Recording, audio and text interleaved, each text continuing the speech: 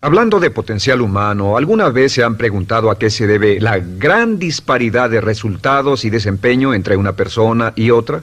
Una persona que percibe $250,000 anuales no es 10 veces más astuta ni mejor que una persona que percibe $25,000 anuales. ¿Por qué la diferencia de 10 veces sus ingresos? Y si tomamos a una persona que percibe $2,5 millones al año, ¿será esa persona 100 veces mejor, más astuta que la persona que gana $250,000?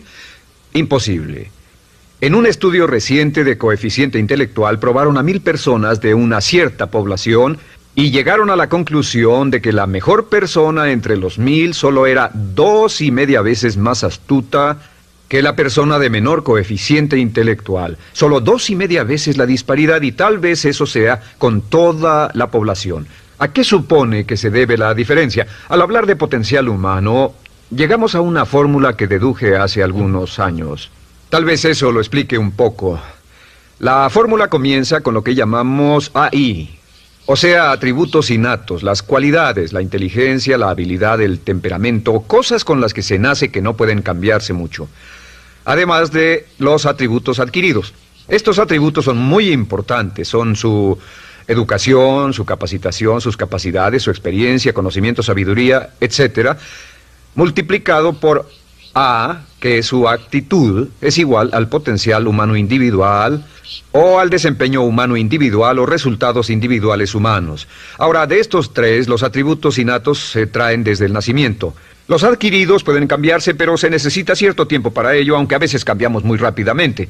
Cierta información valiosa puede cambiar dramáticamente su eficacia, pero las actitudes pueden aumentarse o disminuirse dramáticamente en segundos. Cada vez que mejoramos nuestra actitud, multiplicamos todas nuestras capacidades. Una actitud ha sido llamada acertadamente el lenguaje más importante del ser humano, la palabra más importante del idioma en el humano. Todo lo que hacemos en la vida, según un estudio en Harvard entre estudiantes ejecutivos, será en un 85% de actitudes. Un 85% de su éxito estará determinado por su actitud. Eso significa que está determinado por cuán positivo o cuánta actitud mental positiva se tenga. Las personas con actitudes mentales positivas tienden a avanzar más rápidamente, se mueven hacia la cima en organizaciones valiosas, ganan más dinero, sacan más satisfacción de la vida. Una actitud mental positiva no significa que baile por las calles y arroje flores. Solo significa que tome una actitud constructiva en general o se aproxime hacia su trabajo, su vida, sus problemas, relaciones, etc. Según el informe Cox de las empresas americanas, según la revista Success, un 85% más de todo lo que se logra se debe a la actitud. Y la pregunta es, ¿de dónde vienen las actitudes? Las actitudes vienen de las expectativas. Muy simple, ya hablamos de eso. Y una forma muy poderosa de mejorar su actitud instantáneamente es decir, aunque no lo crea, pienso que algo maravilloso va a ocurrirme hoy. Como dijimos antes, nuestras expectativas sobre los desenlaces determinan nuestra actitud. Si espera que las cosas salgan bien, tendrá una actitud positiva. Si espera que salgan mal, tendrá una actitud negativa. Y lo maravilloso es que podemos fabricar nuestras expectativas. Podemos esperar lo que deseamos. Podemos esperar cosas buenas, cosas malas, y no nos decepcionaremos. ¿De dónde surgen nuestras expectativas? Nuestras expectativas surgen de nuestras creencias y de nuestros valores. Son el centro de los factores motivacionales de nuestra personalidad, nuestras creencias. Y esto nos conduce a un entendimiento del potencial humano. Significa básicamente que nuestra actitud es una expresión externa de lo que está ocurriendo internamente. Y esto es consistente con las leyes mentales. Con respecto a las creencias, cada uno de nosotros tiene muchas creencias en el fondo que los psicólogos llaman los conceptos propios. El concepto propio, o su descubrimiento, es considerado por muchos como el logro único y más importante para comprender el desempeño humano en el siglo XX. Yo estoy de acuerdo. El concepto propio es como, si queremos usar una analogía militar, el centro de mando. O si queremos usar una analogía técnica, es el programa central de su computadora básica. Es un grupo de creencias, valores, actitudes, sentimientos, ideas, etcétera, almacenadas en el fondo de nosotros y son el resultado de casi todas las experiencias que hemos tenido en la vida. Y algunos investigadores dicen que el concepto propio comienza a formarse aún antes del nacimiento, pero el concepto propio, una vez colocado, Precede, predice y determina sus niveles de eficacia y desempeño en todas las áreas de nuestra vida. El concepto propio se convierte en el centro de mando o el programa maestro. El concepto propio de este grupo de creencias determina lo que dirá, lo que hará, cómo actuará, cómo se siente y reacciona, etc. ¿Qué significa esto? Significa que todas las mejoras en su vida externa, todos los cambios en su realidad comienzan con un cambio en su concepto propio. Les voy a explicar lo que significa. Esta es una gráfica muy simple. Hablamos de potencial humano y decimos que la persona promedio usa un 10% o menos de su potencial. Según investigaciones, tal vez es mucho menos. El Instituto Stanford Brain en Santa Clara, California, estima que tal vez se aproxime a un 2%. Seremos generosos y diremos que la persona promedio usa un 10%. Significa que en los mejores casos, la mayoría, como usted o yo, no usamos un 90% de nuestro potencial. Uno de los mejores filósofos, Oliver Wendell Holmes, dice que la tragedia de la persona promedio es que llegan a la tumba con su música aún por dentro. Aún están funcionando con mucho menos de su potencial total. Y esto es el potencial humano. Sabemos que existe una relación directa entre el potencial humano y el concepto propio. Pero como nuestros conceptos propios o nuestras estimaciones de nosotros mismos generalmente son mucho menores de lo que debieran ser, nuestro nivel de desempeño y eficacia también es menor. Sabemos que nuestro concepto propio es altamente subjetivo. ¿Qué significa esto? Significa que el concepto propio, lo que pensamos que es cierto sobre nosotros mismos, no está basado en la realidad, está basado en información que hemos tomado y aceptado como cierto, hasta el grado en que creemos lo que sea de nosotros mismos y se vuelve cierto para nosotros porque actuamos de una forma consistente con ello. Algunas personas que leen sus horóscopos y creen en horóscopos predicen su futuro. Hay algunas personas que toman la crítica y las opiniones de otros a quienes ni siquiera respetan y hacen suyas esas ideas, dando un resultado muy negativo. Lo que piense, lo que acepte como cierto, se vuelve cierto para usted. También sabemos que como adultos tenemos una variedad de conceptos propios. Tenemos un concepto propio de cómo vestirnos, cuánto pesamos, lo que comemos, lo bien que podemos hablar en público, qué tipo de padres somos, qué tipo de hijos somos con nuestros padres, qué tipo de esposo o esposa somos, qué tipo de amante, de conductor. Lo interesante de manejar es que todos los hombres tienen un concepto muy positivo con respecto a esto.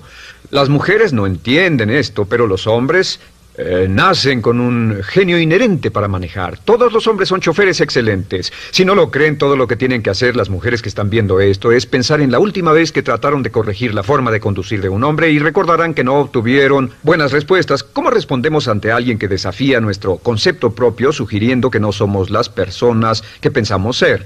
Estamos a la defensiva, nos enfadamos, nos irritamos, es difícil que nos traten.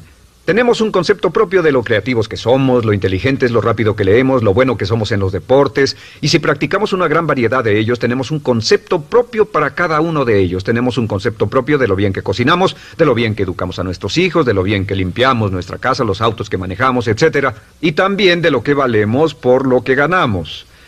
Es muy interesante saber que nunca ganamos más del 10% de nuestro concepto propio en ingresos. Nuestro concepto propio determina nuestro nivel de ingresos. Este nivel de concepto propio se llama zona de confort. Y aunque querramos más dinero, veremos que la tendencia humana natural de todas las actitudes es luchar por lograr entrar a la zona de confort y luego quedarnos ahí. Si ganamos un 10% por encima de nuestro concepto propio de ingresos, tendremos una necesidad imperante de deshacernos de ese dinero. Lo donaremos, lo gastaremos en forma extravagante y hasta lo perderemos si recibimos demasiado. Las personas que ganan la lotería siempre están quebradas a los 2 o 3 años. Queman el dinero porque ese dinero está más allá de su concepto propio. Si gana 10% o menos de su nivel de concepto propio, se descubrirá luchando, trabajará más duro, más tiempo, pensará en forma más creativa, buscará diferentes formas para aumentar sus ingresos o sus segundos ingresos. La única forma de mejorar cualquier parte de su vida, incluyendo sus ingresos, es aumentando el nivel del concepto propio de sus ingresos, comenzando a pensar en usted como si estuviera ganando más dinero. Si quiere bajar de peso, la única forma en que podrá lograrlo es pensando en que está delgado. Piense en usted mismo como una persona más delgada. Si quiere volverse una persona más popular, más amorosa, más feliz o más sana, comience a pensar una y otra vez en esas cosas hasta que se vuelvan parte de su nuevo concepto propio. Hablaremos de eso más adelante. Es una parte esencial de la programación de su mente hacia el éxito. Su concepto propio global está determinado por el promedio de sus conceptos propios en las áreas que considere importantes. Ahora, su concepto propio está formado de 3 partes críticas. La primera parte del concepto propio es el ideal propio. El ideal propio es la persona que más desearía ser, es su idea de lo que constituye un ganador, es su visión ideal de lo mejor que puede ser usted. Nada más, una de las cosas que sabemos de las personas con éxito es que las personas con éxito tienen ideales propios muy claros, ideales claros de quién quieren ser en el futuro. Las que no tienen éxito tienen ideales muy vagos. El número 2 es la autoimagen. La autoimagen es como un retrato de cómo se ve a sí mismo y lo que piensa de sí mismo. La autoimagen es el espejo interno, es como se percibe a sí mismo ahora en su desempeño actual, en forma cotidiana. La tercera parte es su autoestima. Su autoestima es cómo se siente consigo mismo. Cómo se siente consigo mismo es la fuerza motriz, el motor, la fuerza poderosa dentro de su subconsciente. Es la fuerza de energía dentro de su concepto propio y determina casi todo lo que le pasa. La mejor definición de autoestima es cuánto se agrada a sí mismo. Cuánto se agrada a sí mismo como esposo, cuánto se agrada a sí mismo como empleado, cuánto se agrada a sí mismo como jefe, como inversionista, como orador profesional, como atleta, etcétera. Según se agrade a sí mismo, su nivel de autoestima, su sentimiento emocional global respecto a cualquier área de su vida, determina su desempeño y su eficacia en dicha área. Lo sorprendente es que se convierte en lo que piensa, su concepto propio es maleable, su autoestima puede formarse repitiendo una y otra vez, me agrada mi persona, me agrada mi persona, me agrada mi persona. Me agrada mi persona, me agrada mi persona, me agrada mi persona. Entre más se repita, me agrada mi persona, me agrada mi persona, entre más lo repita una y otra vez, más crecerá su autoestima y entre más crezca su autoestima, más crecerá su concepto propio global. Cuando crezca su concepto propio global, su desempeño será mejor en todo lo demás que emprenda. Cada vez que diga, me agrada mi persona, me agrada mi persona, me agrada mi persona, me agrada mi persona, me agrada, será como bombearse psicológicamente. Todo lo que pase que haga que su autoestima suba, hará que se comporte mejor. Todo lo que haga que su autoestima baje hará que se comporte peor, que cometa errores, que sea infeliz, etc. Un punto crítico de agradarse a sí mismo, sobre autoestima y agradarse a sí mismo, es que, número 1, nunca puede querer a nadie más de lo que se quiere a sí mismo. Que su nivel de autoestima es determinante de la calidad de relaciones que tenga con los demás. Y número 2, es que nunca puede esperar que nadie más lo quiera o respete más de lo que se respeta a sí mismo. Cuanto se agrade o se respete a sí mismo, determina sus actitudes hacia usted. Todas las escuelas de psicología actualmente están de acuerdo en el hecho de que depende de lo que usted realmente se quiera y se respete a sí mismo como un ser humano valioso e importante, tiene efecto sobre todo lo que le pase. Cuánto se agrade a sí mismo, y lo que puede hacer es mejorar su autoestima diciendo me agrada mi persona, me agrada mi persona, me agrada mi persona, me agrada mi persona. Y esto nos lleva a la pregunta, ¿de dónde viene el concepto de autoestima? Y descubrimos que el concepto propio es maleable, puesto que no nace con este concepto propio, no nace con ninguna idea sobre sí mismo, no nace con autoimagen ni autoestima. Nace, en cierto modo, como potencial propio. Es la mejor forma de plantearlo. La persona promedio llega al mundo como potencial puro. Y no tiene el concepto propio de que todo lo que es ahora, todo sentimiento que tiene, toda actitud o valor, tuvo que aprenderlo en el transcurso de su vida. También sabemos que el niño llega al mundo con una necesidad imperante de amor y contacto. Y como una gran cantidad de investigaciones lo indican, necesitamos mucho amor y contacto durante toda nuestra vida, pero en especial durante nuestros años de formación, porque de niños aprendemos quiénes somos, cuánto valemos, si somos importantes, inteligentes, amorosos, chistosos. Todo esto lo aprendemos por la forma en que nuestros padres nos tratan. Si nuestros padres, nuestros parientes, tíos o tías, en especial nuestros padres, nos tratan como si fuéramos realmente importantes, crecemos pensando que somos realmente importantes, pero si nuestros padres no lo hacen, pasa algo más. Sabemos que los primeros años de vida son los más importantes para el desarrollo del concepto propio, que un niño comienza a partir de cero. El niño nace sin saber quién es él o ella. Son sumamente valiosos el primero, segundo, tercero, cuarto y quinto años de vida. Algunos psicólogos pensaban que eran los 5 primeros años, pero ahora dicen que son los 3 primeros años. En sus 3 primeros años de vida el niño aprende quién es y dicen que si se les da suficiente cantidad y buena calidad de amor en los 3 a 5 primeros años, los prepara usted de por vida. Los coloca en una base sólida de autoestima y confianza en sí mismos, valor e importancia realmente. Existe una relación directa entre la calidad y la cantidad de amor y el desarrollo de una personalidad sana. Entre más amor, amor incondicional, reciba un niño en sus años formativos, más fuerte será la base de su personalidad. El reverso de la educación es que casi todos los problemas de psicosis, neurosis, perturbaciones de la personalidad y problemas de comportamiento surgen de los problemas que se tengan con el concepto propio. Ahora observemos a los adultos. Aquí está nuestra personalidad adulta. Si nos observamos, podemos llegar a reparar nuestras bases, por así decirlo, repitiéndonos una y otra vez: me agrada mi persona, me agrada mi persona, me agrada mi persona, y llevamos ese concreto reparador hacia la base de nuestra personalidad. Los niños necesitan el amor como las rosas necesitan la lluvia. Los niños que carecen de amor a menudo mueren por escasez de amor. Es una enfermedad llamada marisma. Ahora, ¿qué más sabemos sobre los niños? Sabemos que los niños llegan al mundo con dos atributos notables. El primero es que no sienten temor. Los niños nacen sin temores. No temen a nada excepto a caerse y a los ruidos fuertes. Y esto se expresa en sus actitudes: yo puedo. Los niños llegan al mundo pensando que pueden hacer cualquier cosa, y quien haya criado a un niño hasta la edad de 3, 4 o 5 años sabe que debe pasar esos primeros años evitando que se maten, porque son como pilotos japoneses, porque no le tienen miedo a nada. Su segundo atributo es que llegan al mundo totalmente espontáneos. Dicen lo que quieren, hacen lo que quieren, son totalmente desinhibidos.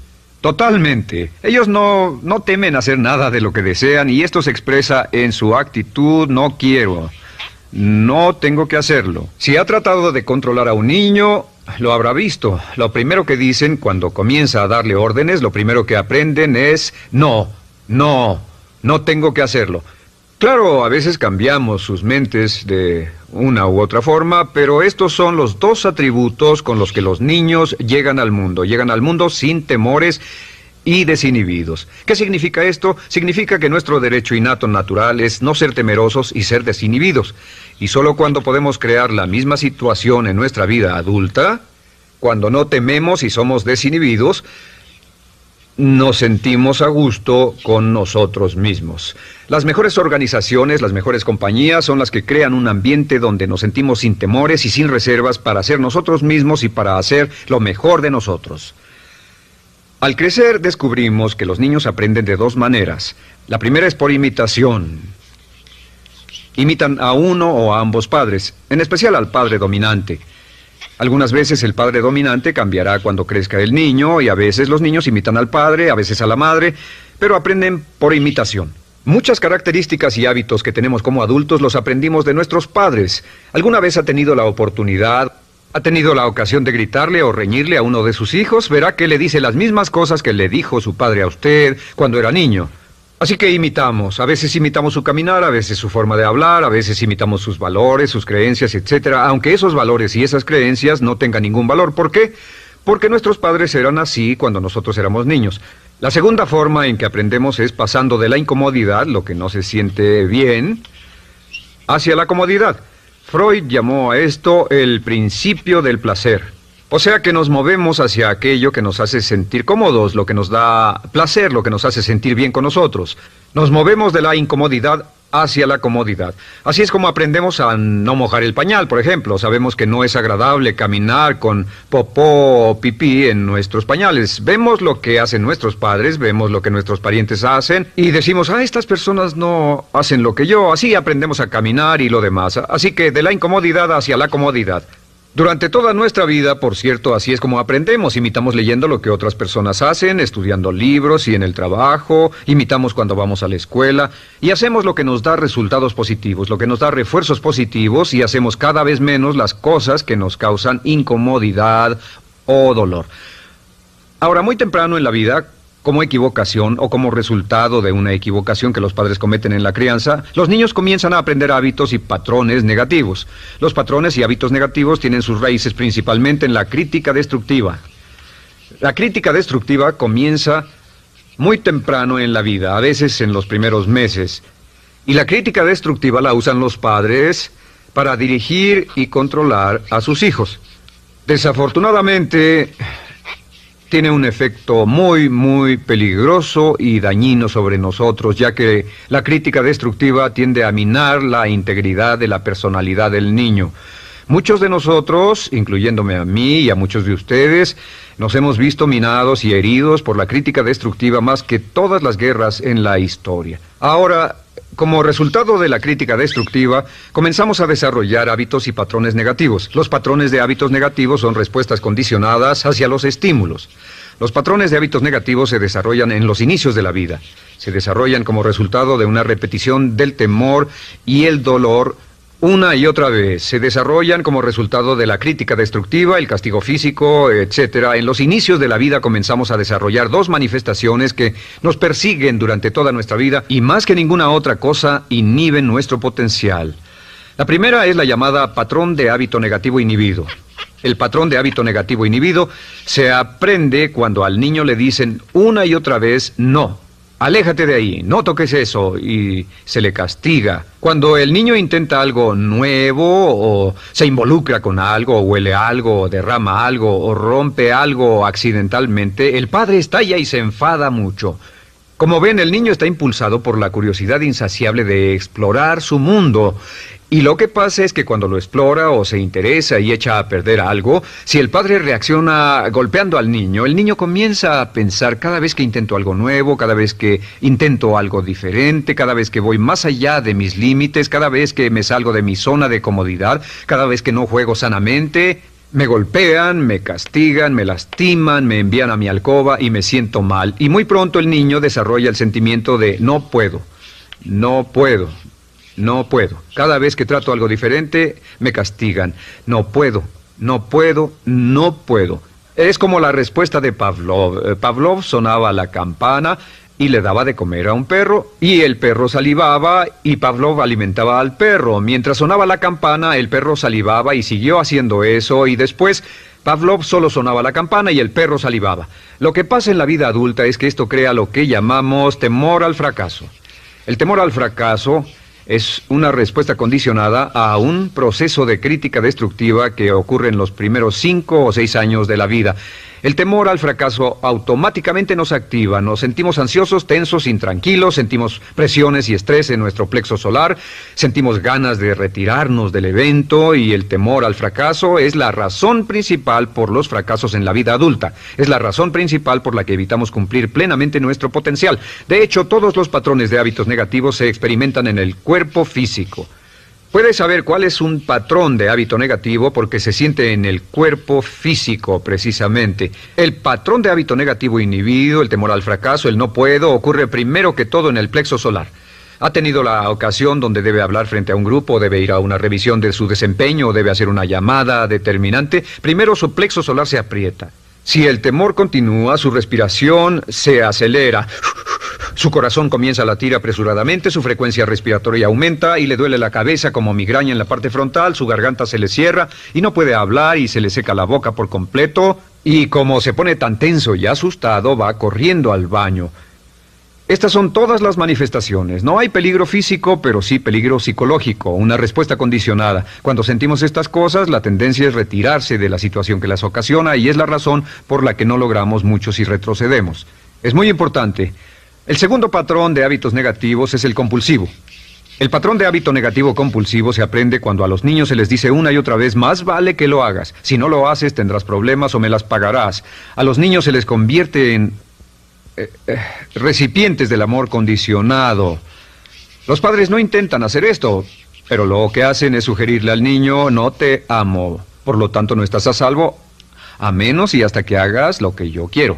El niño crece sintiendo: tengo que hacer lo que quiera mi mamá. Debo complacerla, debo complacer a papá, debo complacer a los demás, debo complacer a mis parientes, y a veces debo complacer a mis semejantes, debo complacer a mis maestros, debo complacer a todo el mundo, y crecen con esto: debo.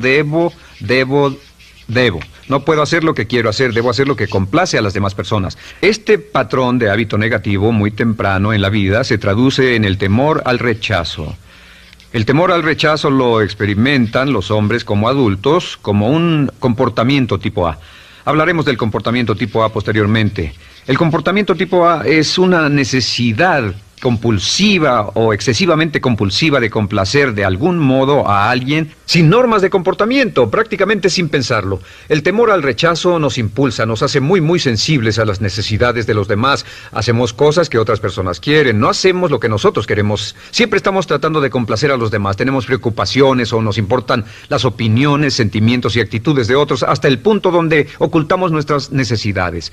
El temor al rechazo se siente en la columna del cuerpo. Se divide el cuerpo a la mitad y se siente hacia abajo en la mitad posterior del cuerpo. El primer lugar donde comienza a sentirse el temor al rechazo es generalmente en los hombros y el cuello. Nos sentimos entumidos, duros, tensos. Cuando tenemos mucho que hacer sentiremos un estrés tremendo en la columna. Los músculos se estiran en la parte posterior. A veces se manifestará como flebitis y venas varicosas y a menudo nos darán dolores de cabeza en la parte posterior de esta porque las arterias carótidas que llevan la sangre hasta la cabeza, los músculos a su alrededor se contraen y la cantidad de sangre que fluye hacia la cabeza fluye más lentamente y se siente un terrible dolor de cabeza en la parte posterior. Estos dos temores, los patrones de hábitos negativos compulsivos, el compulsivo y el inhibitorio, son resultado de la crítica destructiva, el gran destructor de la personalidad que nos persigue durante toda la vida. Y lo maravilloso de todo esto es que como son patrones de hábitos aprendidos, podemos olvidarlos. Podemos acabar con el temor al fracaso que nos detiene. Podemos acabar con el temor al rechazo que hace que hagamos cosas que complacen a los demás en vez de complacernos a nosotros, trabajando con nuestra propia autoestima. Porque existe una relación inversa entre la autoestima y el patrón de hábitos negativos. Porque entre más se agrade a sí mismo, menos teme al fracaso. Entre más se agrade a sí mismo, menos teme al rechazo. Entre más se agrade a sí mismo, menos temerá a cualquier cosa. Y si sigue repitiendo, me agrada mi persona, me agrada mi persona, me agrada mi persona una y otra vez, si sigue diciendo esto, con el tiempo su autoestima sube más y más y más y más y sus temores desde luego bajan. Cuando su autoestima sube, sus temores van en dirección opuesta. Ahora, ¿cómo enfrentar la crítica destructiva si debe criticar a otras personas? Pues eso es muy simple. Muchos padres nos han preguntado eso. ¿Cómo se controla a los niños? Una de las claves para controlar a los niños es dirigirlos para que hagan algo constructivo en lugar de hacer algo destructivo. Otra cosa que debe recordarse es que lo que quiere hacer es que quiere dar una crítica informativa, crítica constructiva, lo que significa que se les dice a los niños lo que pueden hacer o a los adultos lo que pueden hacer mejor. Todo el propósito de dar retroalimentación de cualquier tipo es mejorar el desempeño. Si es padre o si es jefe o si es una persona en una relación, si una persona está haciendo algo malo o inadecuado, todo el propósito de darles cualquier tipo de retroalimentación es para que puedan hacerlo mejor. Sin embargo, existe una relación directa entre la autoestima y la crítica destructiva. Cada vez que se critica a una persona, su autoestima baja. Y cada vez que su autoestima baja, su habilidad para desempeñarse baja. Si critica a una persona en forma destructiva demasiado tiempo, llegará a un punto donde no intentarán nada. Se convierte en lo que llamamos hipersensible.